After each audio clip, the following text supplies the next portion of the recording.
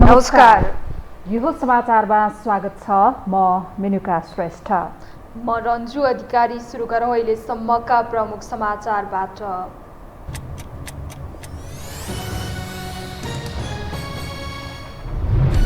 भ्रष्टाचार प्रकरणमा प्रधानमन्त्री प्रचण्ड थप कठोर बन्दै ललिता निवास र शरणार्थी बाहेक अरू फाइल पनि पल्टाउने तयारी। भ्रष्टाचार हुने देशको सूचीमा नेपाल 110औं स्थानमा।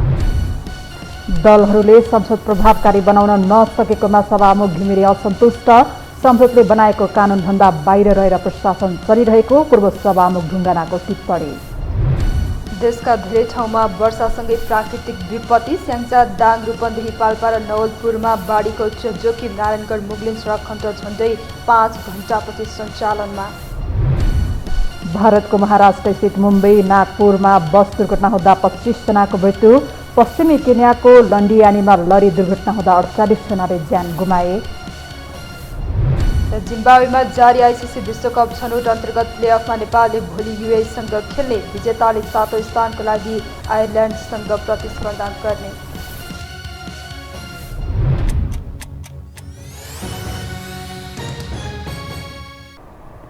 अब समाचार विस्तारमा। नक्कली भुटानी शरणार्थी प्रकरणपछि ललिता निवासको फाइल खोलेपछि प्रधानमन्त्री प्रचण्डको चौतर्फी चर्चा भइरहेको छ। उनी अझै अरू भ्रष्टाचारका फाइल खोल्ने तयारीमा छन्। एमाले अध्यक्ष ओलीसम्मलाई अनुसन्धानमा तान्ने प्रचण्डको तयारी देखिन्छ। तर त्यसपछि जेल जाने पालो पनि प्रचण्डकै आउने विश्लेषण पनि भइरहेको छ। एक रिपोर्ट। देउबाका दाहिने बालकृष्ण खाँड र ओलीका अति प्रिय टोपबहादुर रायमाझीलाई जेलको चिसो हावामा सडाएपछि प्रधानमन्त्री पुष्पकमल दाहाल प्रचण्डको उत्कट इच्छा शक्ति ललिता निवासको फाइलमा उत्पन्न भएको छ। भाटबटेनीका मालिक मिनबहादुर गुरुङ र पूर्व निर्वाचन आयुक्त सुधीर कुमार शाहसहित 4 जना पक्राउ गरी थुनामा पठाएका उनले अब विष्णु पौडेलसम्मको जिना हराम गर्दैछन्। बालुवाटार भित्रको जग्गा सेटिङ गर्दा कमिसनमा 8 आना खाएको भन्दै माओवादीले प्रमुख तारो पौडेललाई बनाएको छ र त्यो सिलसिला केपी ओलीसम्मै पुग्ने प्रक्षेपण भइरहेका छन्। केपी ओलीको सरकारको पालामा कमरेड विष्णु पौडेलले भ्रष्टाचार गरेको 8 आना जग्गा फिर्ता दिएर माफी पाउनुभएको छ। उहाँको पालामा माफी दियो भने अब अहिलेको सरकारले के छ माफी दिन सक्दैन। भ्रष्टहरूलाई माफी दिने, चोरी गर्ने, चोरी गरेर पत्ता लगाइसकेपछि चोरी गरेर सम्पत्ति फिर्ता गरेर त पाइँदैन। भ्रष्ट र भ्रष्टको संरक्षण गर्ने संरक्षणकर्ताहरूको विरुद्धमा पनि अब सरकारले जिहाद छेड्छ। यो जिहाद छिडेकै हो, यो फायर हो। कमरेड प्रचण्डले हेर्नुभएको थियो, यो कास्टिङ हो। अब फिल्म हेर्दै जानुहोस्। फिल्म हेर्ने रहर पनि थियो केही भ्रष्टहरूलाई, भ्रष्टका संरक्षकहरूलाई। उहाँहरूले आनन्दले फिल्म हेर्न पाउनुहुन्छ। केहीले जेलबाट हेर्नुहुन्छ भने केहीले डराई कहीँ चाहिँ कुनामा बसेर हेर्नुहुन्छ। नेपाली नागरिकलाई नक्कली भुटानी बनाएर अमेरिका पठाउने गिरोहमा संलग्न पूर्व मन्त्री खाँड र रायमाझी सहित 16 जना अहिले कारागार चलान भएका छन्। फरार 11 जना अझै प्रहरीको खोजी सूचीमा छन्। ठिक यसै बेला सामसुम पारिएको ललिता निवासको फाइल खोल्दा एकै लटमा 7 जना पक्राउ परेका छन्। यसलाई भ्रष्टाचारका विषयमा सरकार निर्मम बन्दै गएको अर्थमा बुझिएको छ, किनकि प्रधानमन्त्रीको रफ्तार यतिमै रोकिन देखिएको छैन। ललिता निवासपछि यति र ओम्नीको फाइल खोल्ने तयारी भइरहेको चर्चा व्यापक रूपमा बढेको छ, जसको उद्देश्य ओलीसम्म तान्ने रहेको माओवादीका नेताहरू बताउँछन्। ओली प्रधानमन्त्री भएकै बेला यति र ओम्नी काण्ड मच्चिएको थियो, जसमा एमालेका वरिष्ठ उपाध्यक्ष ईश्वर पोखरेलदेखि नेता भानुभक्त ढकालसम्म जोडिएका छन्। छानबिन हुँदै जाँदा ओलीसम्मै अनुसन्धानको दायरामा आउने देखिएको र त्यही मिसनमा प्रचण्ड रहेको नेताहरू बताउँछन्। तर दम भए कारबाही गरी देखाउन एमाले नेताहरू चुनौती दिइरहेका छन्। पहिलो कुरा त उहाँलाई अनुसन्धानको दायरामा ल्याउँछ कि ल्याउँदैन भन्ने कुरा हो। अनुसन्धानको दायरामा ल्याएर कुनै पनि नेकपा एमालेको नेतामाथि त्यहाँ उसले गडबडी गरेको छ भन्ने कुरा आयो भने नेकपा एमाले आफ्नो पार्टीमा राखिरहन्छ त? त्यो त कानुनी हिसाबले पुष्टि हुनु पर्यो, तथ्यले पुष्टि हुनु पर्यो। त्यसै बाहिर हावाको भरमा कुरा गरेर त भएन नि। बाहिर बतासे कुरा उठाएर अनि मुलुकको ध्यान अन्यत्र डाइभर्ट गर्ने र आफूले गरेका ठुल्ठुला काण्डहरू, होइन, तपाईँको यो अयोग्य लडाकु काण्ड, अरबौँ खरबौँ पैसा बेरोजु छ। महालेखा परीक्षकको प्रतिवेदनले त्यही भन्छ, अख्तियारले फाइलमा त्यही भनिरहेको छ। त्यो छानबिन हुनु पर्यो नि। त्यसमा त प्रधानमन्त्रीजी नै परिहाल्नुहुन्छ। यति समूहलाई पोस्दै ओली नेतृत्वको सरकारले सरकारी सम्पत्तिका रूपमा रहेको गोकर्ण फरेस्ट रिसोर्टलाई 25 वर्ष लिज अवधि थपिदिएको थियो।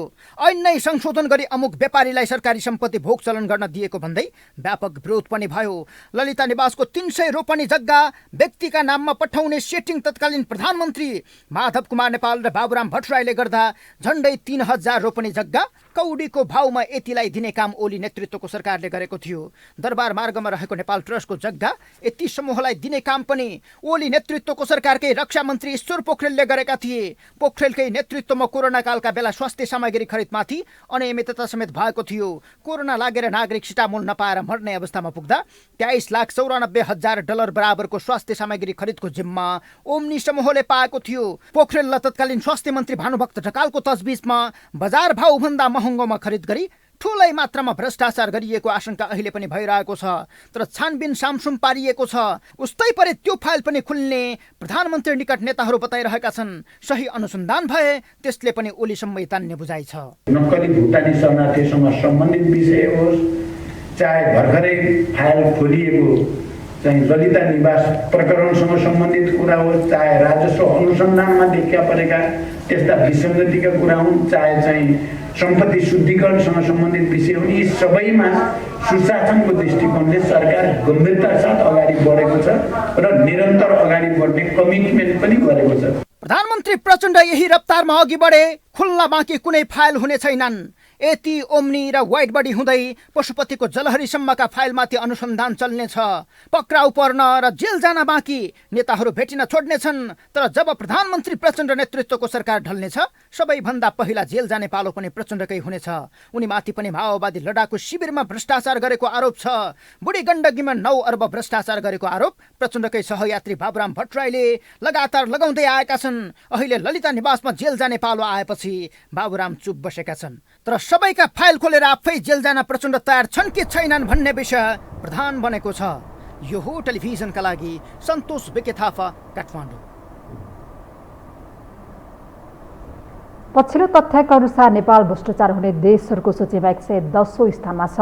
कमजोर राज्य संयन्त्रको फाइदा लुट्दै भ्रष्टाचार जन्य क्रियाकलापमा राजनैतिक दलका नेतादेखि उच्च पदस्थ व्यक्तिसम्म संलग्न रहेको देखिन्छ। उसो त पछिल्लो समय सरकारले भ्रष्टाचारका विभिन्न फाइलहरू खोल्ने जमर्को गरे पनि अहिले नै निर्मूल भइहाल्छ भन्न सकिने अवस्था भने बनिसकेको छैन। एक रिपोर्ट। एकपछि अर्को भ्रष्टाचार प्रकरणमा अनुसन्धानको घेरामा तानिने राजनीति दलका नेतादेखि उच्च पदस्थ व्यक्तिहरूको संख्या बढ्दो छ। सरकारले पछिल्लो समय ललिता निवासका प्रकरणको फाइल खोलेको छ भने यसमा अझै धेरै व्यक्ति अनुसन्धानको दायरामा तानिने देखिन्छन्। उसो त नक्कले भुटानी शरणार्थी प्रकरणमा नेकपा एमालेका बहालवाला सचिव टोपबहादुर रायमाझी र पूर्व गृहमन्त्री एवं नेपाली कांग्रेसका सभापति शेरबहादुर देउवाका विश्वासपात्र बालकृष्ण खाँडसहित उच्च पदस्थ व्यक्तिहरू कानूनी कठघरामा छन्। शुक्रबार मात्रै पनि भ्रष्टाचार मुद्दामा अख्तियार दुरूपयोग अनुसन्धान आयोगका पूर्व प्रमुख आयुक्त दीप बस्नेत विरुद्ध पक्राउ पूर्जी जारी भयो भने पूर्व सांसद एवं पप्पू कन्स्ट्रक्सनका सञ्चालक हरिनारायण रौनियार पनि पक्राउ परे। ट्रान्सपरेन्सी इन्टरनेसनलले पछिल्लो पटक सार्वजनिक गरेको प्रतिवेदनमा नेपाल भ्रष्टाचार हुने देशहरूको सूचीमा 110औं स्थानमा छ भने भ्रष्टाचार सम्बन्धी विश्वव्यापी सूचाङ्क सीपीआई 2022मा 100मा 34 अङ्क पाएर नेपाल 110औं स्थानमा परेको हो। गत वर्षभन्दा नेपाल 7 स्थान तल झरेको छ। पछिल्लो 2 वर्ष नेपाल 117औं स्थानमा थियो। गत वर्ष नेपालले 33 अङ्क पाएको थियो।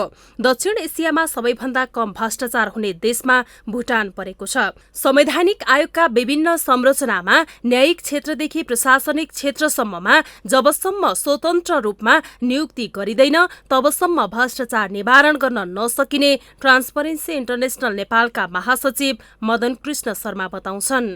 दुःखलाग्दो कुरा नेपालमा के छ भने महालेखा परीक्षाको प्रतिवेदनमा हेर्ने हो भने 3 तह मध्ये सबभन्दा तलको हाम्रो स्थानीय तहमा महालेखा परीक्षाले जति अङ्कको लेखा परीक्षण सम्पन्न गर्नुभयो त्यसमा प्रतिशतमा 3 तहमा सबभन्दा बढी प्रतिशतको बेरुजु चाहिन्छ त्यो स्थानीय तहमा छ। त्यसकारणले गर्दा नेपालमा भ्रष्टाचार सबै क्षेत्रमा हुन गएको छ। यो बहुत चिन्ताको कुरा छ। अब हेर्नुहोस् कि यस्ता संस्थाहरूलाई स्वतन्त्र रूपले काम गर्न दिनुपर्ने चाहिँ सरकारको न्यायालयको र हाम्रो व्यवस्थापिकाको पनि कर्तव्य हो। जबसम्म यी निकायहरूले विशेष त सरकारले त्यसलाई स्वतन्त्र रूपमा काम गर्न दिँदैन, सरकारमा हुन त बाहिर हेर्दा त हामीले के गरेका छौँ र भनेर सबैले भनिन्छ, तर भित्री अर्कै कुरो हुन्छ, सबैलाई थाहा छ। अब जबसम्म त्यो कुराहरू हुँदैन यी निकायले गर्न सक्दैनन्। पछिल्लो प्रतिवेदनले नै न्यायपालिका, कार्यपालिका, संवैधानिक निकाय, राजनीति क्षेत्र र संघीयता आएसँगै तीनवटै निकायमा भ्रष्टाचार बढेको देखाउँछ। यसले नेपालको लोकतन्त्रलाई थप कमजोर बनाउँदै लगेको ट्रान्सपरेन्सी इन्टरनेसनलको ठहर छ। विभिन्न निकायमा नियुक्ति प्रक्रियामा नातागोता, भागभण्डा छुट्याउने प्रथा चलिआएकोले यसको जरो नै उखेलेर फाल्न सकिने अवस्था चुनौतीपूर्ण छ। भ्रष्टाचार जन्य क्रियाकलापको नियन्त्रण गर्ने अख्तियारी पाएको अख्तियार दुरुपयोग अनुसन्धान आयोग पनि आफ्नो शक्तिशाली कदम अगाडि बढाएको पाइँदैन। जुन किसिमको संविधानले चाहिँ बन्दोबस्त गरेका छ हैन, एउटा किसिमको व्यवस्था त छ नि त त्यहाँ हैन। जस्तै भनौँ कि अख्तियारका आयुक्तहरू या कुनै पनि आयोगका आयुक्तहरू नियुक्त गर्नको लागि प्रधानमन्त्री संवैधानिक परिषद छ, प्रधानमन्त्रीजी हुनुहुन्छ, त्यसमा विपक्षी दलका नेता छन्, अप्पर हाउसका मान्छे छन्, लोअर हाउसका मान्छे छन्, प्रधान न्यायाधीश छ हैन त। अब हाम्रो देशमा त यिनलाई त अब राम्रै भन्नु पर्यो नि त, हामीले त्यसैले त संविधानका ठुल्ठुला मान्छेहरू जसमा उत्तरदायित्व छ ती मान्छेहरू राखिएको छ, त्यसरी होस् भनेर। भ्रष्टाचार जन्य क्रियाकलाप बढ्दै जाँदा यसको नियन्त्रणका लागि अहिलेको सरकार र प्रधानमन्त्री पुष्पकमल दाहाल प्रचण्डले थोरै भए पनि छाती ठूलो बनाएको देखिन्छ। भ्रष्टाचार नियन्त्रणका लागि कठोर बन्नुपर्ने अवस्था आएको बताउने गरेको उनले शनिबार पोखरामा भएको कार्यक्रममा पनि यसको अनुसन्धान थप बढाउँदै लैजाने बताएका छन्। बजेटको बाँडफाँड र प्राकृतिक साधन स्रोतको बाँडफाँडसँग सम्बन्धित विषयमा देखा परेका अस्पष्टताहरू, यी सबै विषयलाई यो बैठकले राम्रो छलफल गरेर समाधान गर्ने निष्कर्ष निकालेको छ। नक्कली भुटानी शरणार्थी प्रकरण होस् या ललिता निवास प्रकरण अर्थात् माओवादी लडाकु शिविरमा भएको घोटाला प्रकरण र एटी र ओम्नी प्रकरणमा समेत सरकारले हिम्मत गरेर अनुसन्धान अगाडि बढाउनु पर्ने देखिन्छ। भ्रष्टाचार जन्य क्रियाकलापले प्रशय पाउनुमा राजनीति नेतृत्वको खासै उद्देश्य नहुनु, कार्ययोजना नै नबनाई निर्णय गर्नु र शासन व्यवस्था कमजोर हुनु नै प्रमुख कारण देखिन्छ। संसदीय अङ्कगणितमा निरन्तर ख्याउटे बन्दै गएको माओवादी आकारमा पनि निरन्तर कमजोर बन्दै गएको छ। यही कारण यसको रिब्रान्डिङसम्मका चर्चा पार्टीभित्रै चल्दा खस्किएको हैसियत सुधार्न नै अध्यक्ष पुष्पकमल दाहाल प्रचण्डले प्रधानमन्त्री बन्न रिस्क लिएका थिए, जहाँ पछिल्लो समय उनले ठिकठाक नै काम पनि गर्दैछन्, तर माओवादी नेतृत्वको राम्रो कामको प्रचार हुन सकिरहेको छैन भने नराम्रा पक्षको खोजी आलोचना भइरहेको छ। एक रिपोर्ट। तेस्रो पटक देशको नेतृत्वमा पुग्दा केही परिपक्व देखिएका माओवादी केन्द्रका अध्यक्ष पुष्पकमल दाहाल प्रचण्ड अचेल केही गर्ने छाँट देखाउँदैछन्। सत्ता जोगाउने नाममै होस् या त नयाँको दबावको थ्रेड होस्, उनले यो कार्यकालमा राम्रै कामको थालनी सुरु गरेका छन्। तर माओवादी विरुद्ध बनेको भाष्यमै टेकेर उनका कामहरू समेत आलोचना मुक्त नहुने भएपछि केही निराश देखेका उनी पछिल्ला अधिकांश सार्वजनिक अभिव्यक्तिहरूमा गरेका कामहरूको विज्ञापन गर्नुपर्ने आफ्ना नेता कार्यकर्ताहरूलाई बताउँदै आएका छन्। संसदमा प्रतिपक्षीको घेराबन्दी पर्दा समेत काङ्ग्रेसका महामन्त्रीले प्रतिरक्षा गरिदिनुपर्ने अवस्थामा पुगेका उनी सरकारले गरेका कामले जनविरोधी तत्त्वहरू एजेन्डाविहीन बनेका र जनतामा नाङ्गिएको समेत बताउँदै आएका छन्। राम्रो काम गरेर मात्र नभई राम्रो काम राम्रो हो भनेर जनतालाई बुझाउने कुरा मुख्य भएको उल्लेख गर्दै कामको विज्ञापनको महत्त्वलाई जोड दिएका उनी बेला बेला निराश समेत सुनिने गरेका छन्। शान्तिपूर्ण राजनीतिमा आएबाटै एकातर्फ पार्टीमै टुटफुट र अर्कातर्फ सिङ्गो परिवर्तन विरोधी शक्ति विरुद्ध लड्दै आएको माओवादीले त्यति बेला पूरा गर्न नसकेकै जनअपेक्षाको भारी अहिले बोकिरहेको छ। फलत तेस्रो कार्यकालको पहिलो निर्णय सरकारी कार्यालयबाट लाइन हटाउने गरेको विषय स्टोनका रूपमा व्याख्या गरिँदा नक्कली शरणार्थी प्रकरण र ललिता निवास जग्गा प्रकरणको फाइल समेत राजनीतिक अस्त्रको आशंका गरिएको छ। विरोधकै बावजुद नागरिकता विधेयकमा प्राप्त सफलता, भारत भ्रमणमा भएका केही सकारात्मक पहल र मिटर ब्याज पीडितहरूको पीडा सम्बोधनसम्मका जस समेत प्रचण्डले पाएका छैनन्, जहाँ उनी स्वयं भने एकातर्फ पार्टीभित्रै अर्कातर्फ गठबन्धन अनि बाहिर प्रतिपक्षीको तेह्रो मार्को प्रतिकूल अवस्था व्यवस्थापन गर्दै विकृति सच्याउने बताउँदै लोकतन्त्रको सर्भिसिङ र शुद्धिकरणमा लागि परेको दावी गर्दै आएका छन्। अब लोकतन्त्रको सर्भिसिङ र शुद्धिकरण पनि सुरु भएको छ। संसद र आम जनसमुदायलाई म यही रोस्टमबाट विश्वास दिलाउन चाहन्छु, यो शुद्धिकरण यतिमा रोकिने छैन, यो निरन्तर अगाडि बढ्नेछ। चर्को जनअपेक्षाका बीच झन्डै 2/3 ल्याए पनि काम गर्न नसकेको आक्षेपकै कारण त्यसपछिका दिनमा खस्किएको माओवादी अहिले केही गर्नै पर्ने बाध्यतामा समेत छ। जहाँ आफूले गर्न सकिने अवस्थामा संविधान निर्माण र व्यवस्था संस्थागत गर्न शक्ति खर्चिएको भन्ने भाष्य समेत स्थापित गर्न नसकेका प्रचण्डको तत्कालीन उत्ताउलो कदमले समेत अहिलेसम्म नकारात्मक प्रभाव पारिरहेको छ, जसको व्यवस्थापन गर्दै अघि बढ्ने प्रयासमा रहेका उनी अहिले आएको व्यवस्था समेत आफ्नो देन भएको प्रमाणित गर्न सकिरहेका छैनन्। आफैले ल्याएको गणतन्त्र, धर्मनिरपेक्षता, संघीयता संस्थागत हुँदा पार्टी स्थापित गर्न नसकेका उनी यसका खिलाफमा बलियो बनेका आवाज विरुद्ध लड्न शक्तिशाली शक्ति निर्माणमा समेत चुकेका छन्, जसलाई उनकै उच्च व्यक्तिवादी चरित्रका रूपमा सहकर्मीहरूले समेत आरोप लगाउँदा माओवादीको एजेन्डामा मोज गर्नेहरू भने मालामाल भइरहेको राजनीतिक विश्लेषकहरू समेत बताउँछन्। आफूले अघि बढाउने तर अपनत्व महसुस गर्न पनि नसक्ने मुद्दाकै कारण माओवादीको यो हालत भएको स्वयं माओवादी नेताहरू समेत स्वीकार्छन्। यत्रो व्यवस्था परिवर्तन यत्रो भूमिका खेल्यो, तर हाम्रो अवस्था, हाम्रो जिन्दगी परिवर्तन गर्न माओवादीले किन सकिरहेन भन्न उनीहरूलाई लागिरहेको अवस्थामा उनीहरू पनि अलिकति उनीहरूमा पनि निराशा त देखिन्छ। तर यो प्रचार गर्ने, यो प्रचार कसको हातमा छ भने मूलभूत रूपमा अब पुँजीपति वर्गको हातमा छ, तिनका छोराछोरीको हातमा छ, पुँजीपति वर्गका छोराछोरीको हातमा छ र मध्यम वर्गको पनि एउटा ठुलो तबकाको हातमा भएको हुनाले हाम्रो प्रचार, हामीले जति राम्रो काम गरे पनि हाम्रो पक्षमा प्रचार कम भएको हामीले अनुभूति गरेका छौँ। हुन त देखाएको सपना पुरा नगरेको ध्रुव सत्यका बीच उनले आफ्नो भनेका एजेन्डामा प्रश्न समेत नउठेका होइनन्, तर कसैले गर्नुपर्ने न्यूनतम काम गर्दैमा चर्चाको शिखरमा पुग्दा उनले गरेका केही सकारात्मक काम समेत आलोचना हुनुले भने सुध्रिनै नदिने भन्ने प्रश्न समेत बलियो बन्दै गएको छ। जहाँ हामीलाई चाहिएको नयाँ नै हो कि सुधारिए पुराना पनि ठिक छन् भन्ने निर्कोल्नेमै समेत आम नागरिक रणभुल्लमा परिरहेका छन्। अब बाँकी समाचार।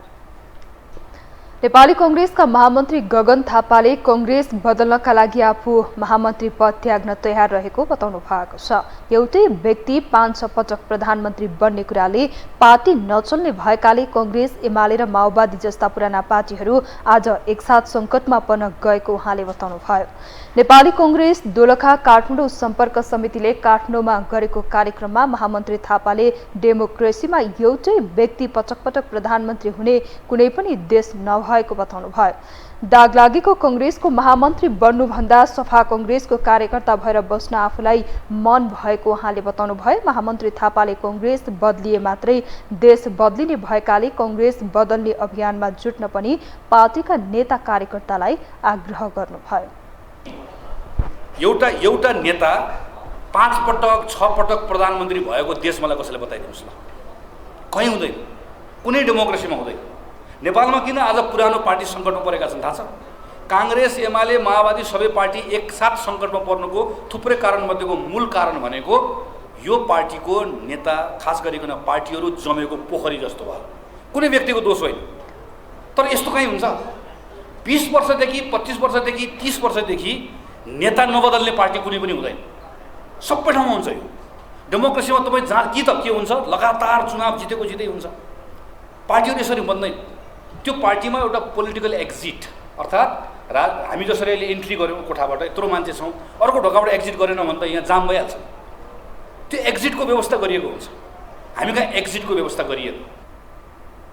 महामन्त्री थापाले कङ्ग्रेस सकियो भनेर नातिन पनि सिङ्गो पार्टी पङ्क्तिलाई आह्वान गर्दै आफू बदलिएर देश बदल्ने अभियानमा कङ्ग्रेस जुट्नुपर्ने बताउनु भयो। उहाँले गठबन्धन सरकार परिवर्तन हुन सक्ने भए पनि कङ्ग्रेसले शर्तसहित सरकारमा सहभागी हुने गरी नीतिगत निर्णय गरेर अघि बढ्नुपर्ने उहाँको भनाइ थियो।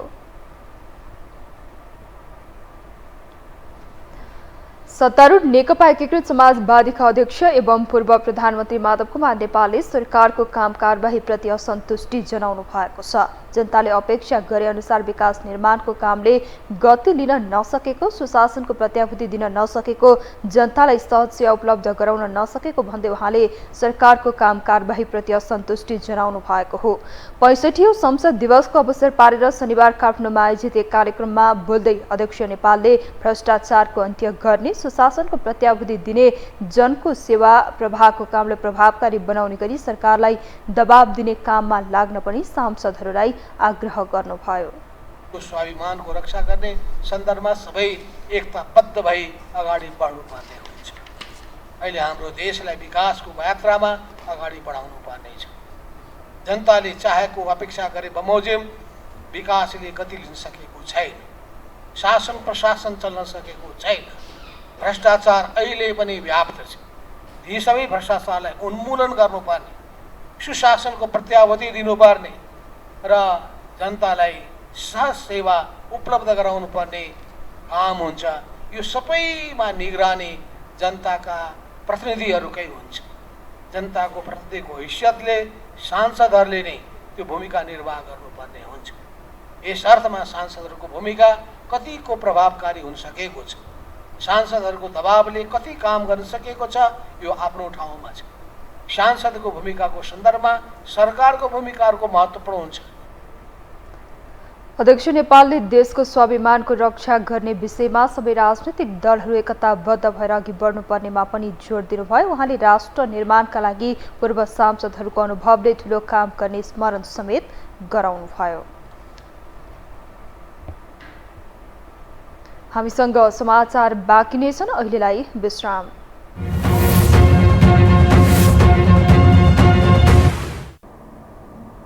विश्रामपछि स्वागत छ। अब बाँकी समाचार। प्रतिनिधि सभाका सभामुख देवराज घिमिरेले संसद प्रभावकारी बनाउने गरी भूमिका निर्वाह गर्न राजनैतिक पार्टीहरूलाई आग्रह गर्नुभएको छ। संसद जनअपेक्षा अनुसार चल्न नसकेको आम अनुभूति भइरहेको उल्लेख गर्दै उहाँले त्यसलाई प्रभावकारी बनाउने गरी राजनैतिक पार्टीहरूले भूमिका निर्वाह गर्नुपर्ने बताउनु भएको हो। 65औं संसद दिवसको अवसर पारेर आज काठमाडौँमा आयोजित एक कार्यक्रममा बोल्दै सभामुख घिमिरेले संसद जनप्रतिनिधिहरूको सर्वोपरि संस्था भएकाले त्यसलाई प्रभावकारी बनाउने विषयमा पूर्व संसद क्लबभित्र छलफल गर्न उपयुक्त हुने धारणा समेत राख्नुभयो।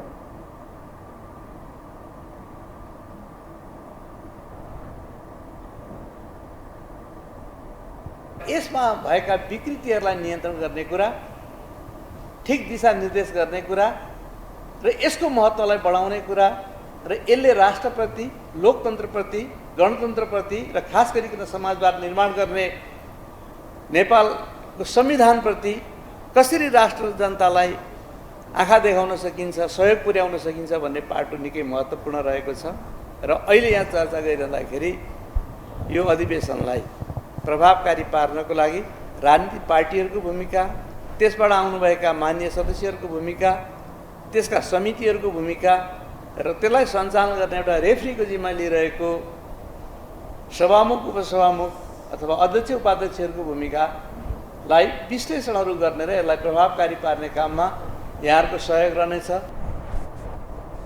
यस्तै राष्ट्रिय सभाका अध्यक्ष गणेश प्रसाद तिमल सिन्हाले संसदीय पत्रकारहरूले विधेयकहरूको बारेमा कलम चलाउनु पर्ने बताउनुभयो। उहाँले संसदीय मामिला हेर्ने पत्रकारहरूले एउटै विधेयकहरू संसदबाट बारम्बार फर्किने, समितिमा अल्झिएर बस्ने र वर्षौं वर्षसम्म नआउने लगायतका विषयहरूमा कलम चलाउन नसकेको गुनासो गर्नुभयो।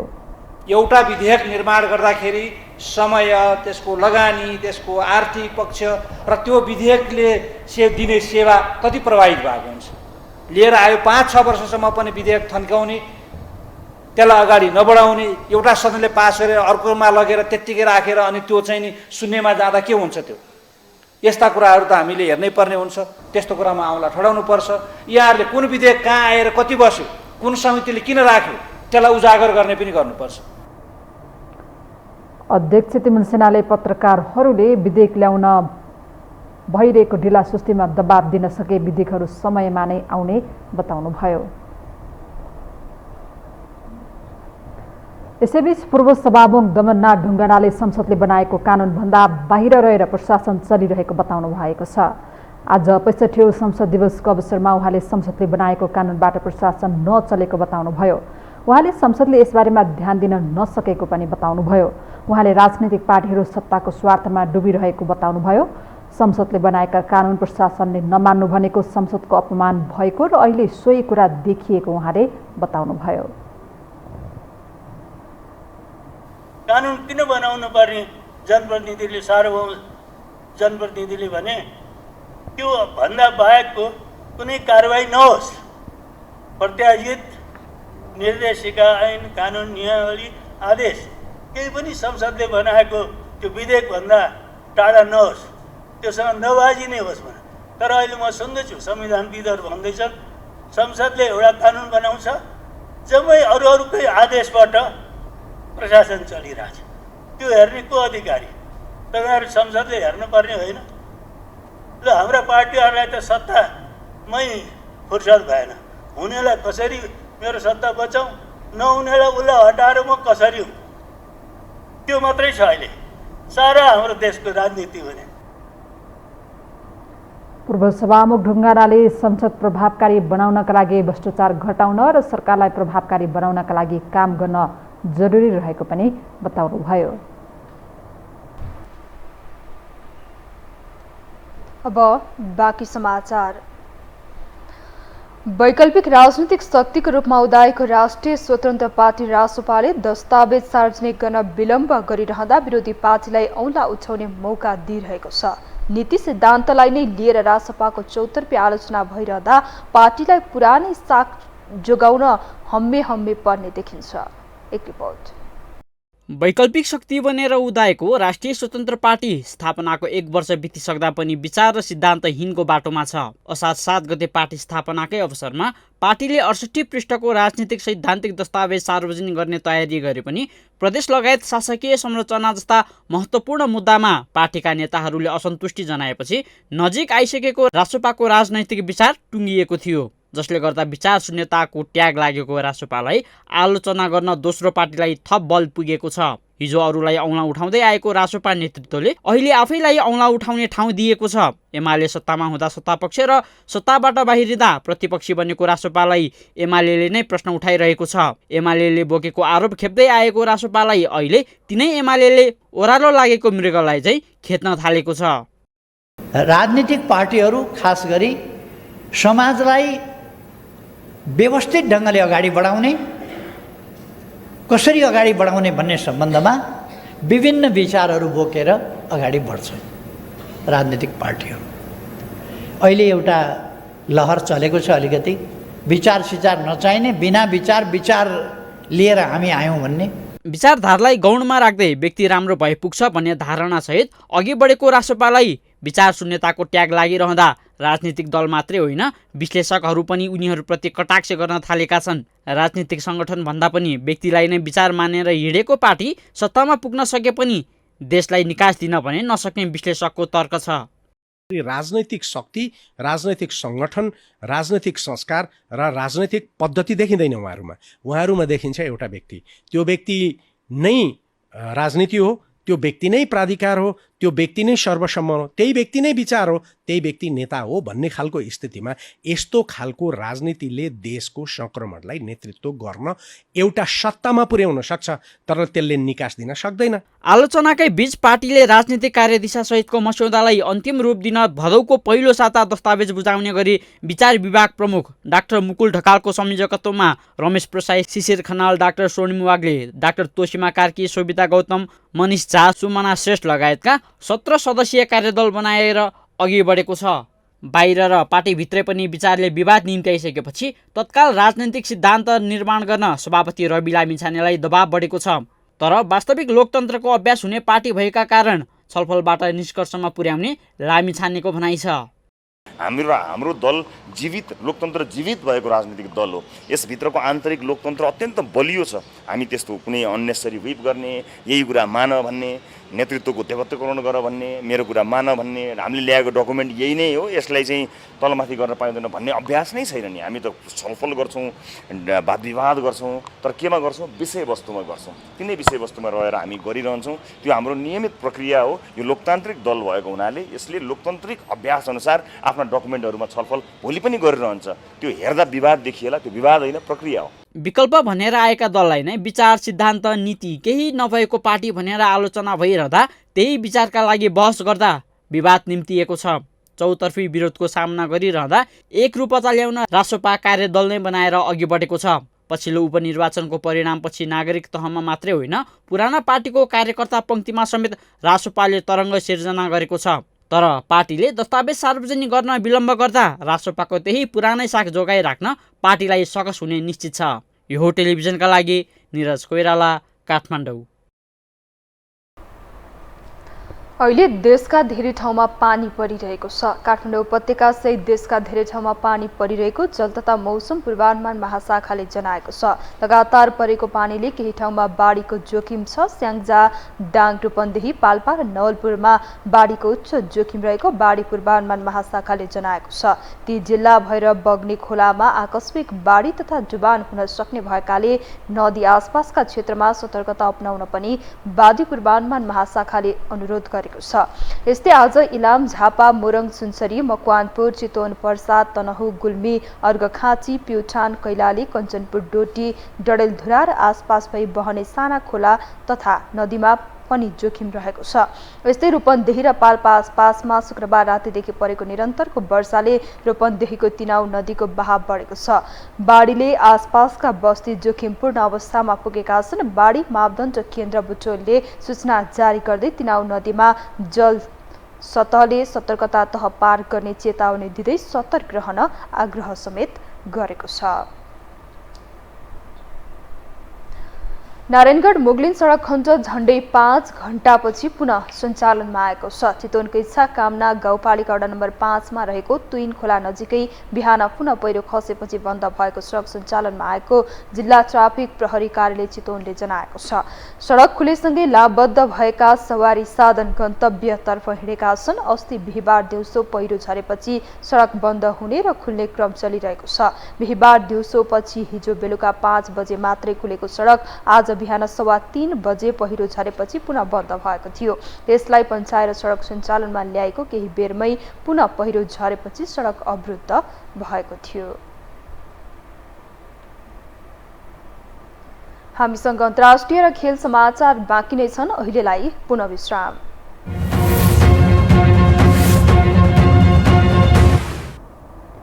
विश्रामपछि पुनः स्वागत छ। अब पालो अन्तर्राष्ट्रिय समाचारको।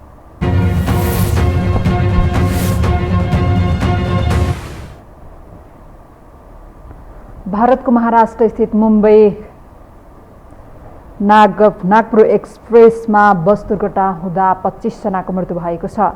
नागपुरबाट समृद्धि राजमार्ग हुँदै पुणेतर्फ गइरहेको 29 B 1819 नम्बरको बसको टायर फुटेर चालक नियन्त्रण बाहिर गएपछि पोलमा ठोकेर बस दुर्घटना भएको हो। 33 जना यात्रु सवार रहेको बस पोलमा ठोकिएपछि बसको डिजेल ट्याङ्की विस्फोट भएर 25 जनाको मृत्यु भएको जनाइएको छ। बसको डिजेल ट्याङ्की विस्फोट भएपछि आगलागी भएका कारण अधिकांशको जलेर मृत्यु भएको जनाइएको छ। दुर्घटनामा बाँचेका केही यात्रु सिसा तोडेर बाहिर निस्कन सफल भएका छन् भने मृतकहरूको शनाखत हुन सकेको छैन। घाइते यात्रुहरूको बुलढाना अस्पतालमा उपचार भइरहेको प्रहरीले जनाएको छ। त्यस्तै पश्चिमी केन्याको लन्डियानीमा भएको लरी दुर्घटनामा परि 48 जनाको मृत्यु भएको छ भने 30 जनाभन्दा बढी घाइते भएका छन्। व्यस्त जक्सनमा एउटा लरीले नियन्त्रण गुमाएर अन्य सवारी साधन र पैदल यात्रुलाई ठक्कर दिँदा उक्त दुर्घटना भएको हो। दुर्घटनामा परि घाइते भएकालाई अस्पताल भर्ना गरिएको छ। भारतीय प्रधानमन्त्री नरेन्द्र मोदी र रुसी राष्ट्रपति भ्लादिमिर पुटिन बीच टेलिफोन वार्ता भएको छ। दुई नेताबीच रुस युक्रेन युद्धबारे छलफल भएको रुसी राष्ट्रपति कार्यालयले जनाएको छ। एक रिपोर्ट। भारतीय प्रधानमन्त्री नरेन्द्र मोदी र रुसी राष्ट्रपति भ्लादिमिर पुटिन बीच टेलिफोन वार्ता भएको छ। मोदी र पुटिन बीच रुस र युक्रेन युद्धको पछिल्लो अवस्था र केही दिन अघि रुसमा भएको विद्रोहबारे छलफल भएको अन्तर्राष्ट्रिय सञ्चार माध्यमले जनाएका छन्। रुसको निजी सैन्य कम्पनी वाग्नर समूहले गत साता पुटिन विरुद्ध विद्रोह गरेको थियो। उक्त विद्रोह साम्य पार्न पुटिनले चालेको कदमको मोदीले समर्थन गरेका छन्।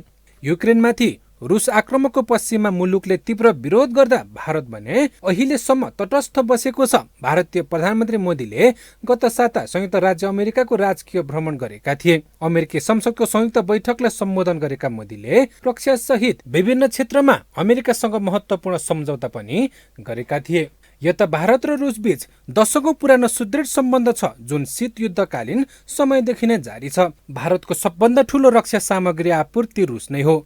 अचेल अमेरिकाले समय बदलिएको भनेर भारतलाई सम्झाउने बुझाउने प्रयास गरिरहेको छ। साथै अमेरिका र भारत बीच पनि सम्बन्ध गहिरिएको छ। अमेरिका भारत द्विपक्षीय व्यापार 150 अर्ब डलर पुगेको छ, जबकि रुस भारत व्यापार 8 अर्ब डलरमा सीमित छ। संयुक्त राष्ट्र संघ रुसलाई निन्दा गरिएको प्रस्तावमा मतदान हुँदा एक सातामै भारतले 3 पटक भाग लिएनन्। युद्धका कारण विश्वभरि ऊर्जाको मूल्य बढिरहँदा भारतले निकै छुटमा रुसी आयात बढाएको विवरण समेत आएको थियो। साथै उसले रुसको नामै किटेर आलोचना गर्नबाट पनि आफूलाई रोकेको छ। चीनसँग जटिल सम्बन्ध व्यवस्थापनमा भारतलाई अमेरिका र रुस दुवैको साथ समर्थन चाहिन्छ। गत वर्ष दुई छिमेकी बीच हिमाली क्षेत्र स्थित विवादित सिमाना क्षेत्रमा तनाव चर्किएर आम्ने सामने हुँदा सेना खटाए।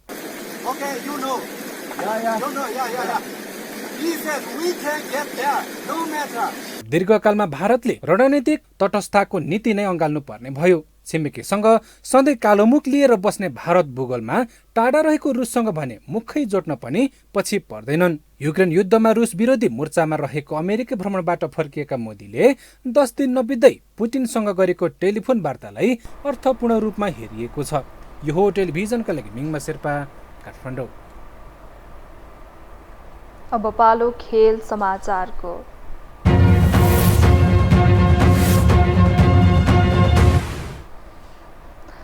नेपालले जिम्बाब्वेमा जारी आइसिसी विश्वकप छनौट 2023 अन्तर्गतको प्लेअफ खेलमा आइतबार युएईसँग खेल्नेछ। यस टोलीको विजेताले 7औं स्थानको लागि आयरल्यान्डसँग प्रतिस्पर्धा गर्नेछ। शुक्रबार भएको पहिलो प्लेअफ खेलमा अमेरिकालाई पराजित गरी आयरल्यान्डले यो खेलको विजेतासँग भेट पक्का गरेको हो। यस खेलमा पराजित हुने टोलीले भने 9औं स्थानका लागि अमेरिकासँग प्रतिस्पर्धा गर्नेछ। खेल समाचारसँगै हामी यो समाचारको अन्त्यमा आइपुगेका छौँ। बिदा हुनु अघि प्रमुख समाचार पुनः एकपटक।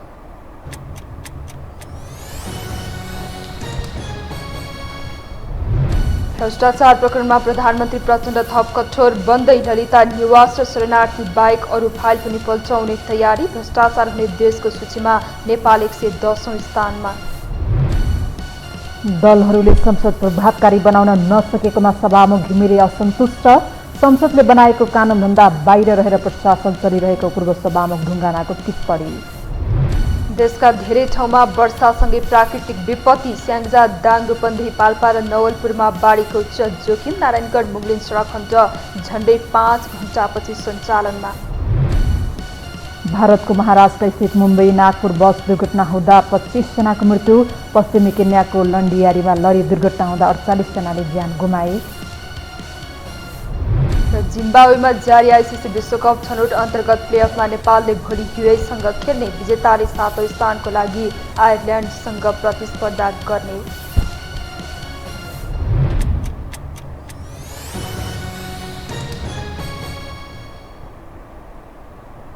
हवस् त यो समाचार सकियो। समाचार बुलेटिनका साथै यो टेलिभिजनका सम्पूर्ण कार्यक्रम यो टेलिभिजन.com, यो खबर.com, युट्युब र फेसबुकमा पनि पढ्न र हेर्न सक्नुहुनेछ। मोबाइलमा यो टिभी एप डाउनलोड गरी हामीलाई प्रत्यक्ष हेर्न सक्नुहुनेछ।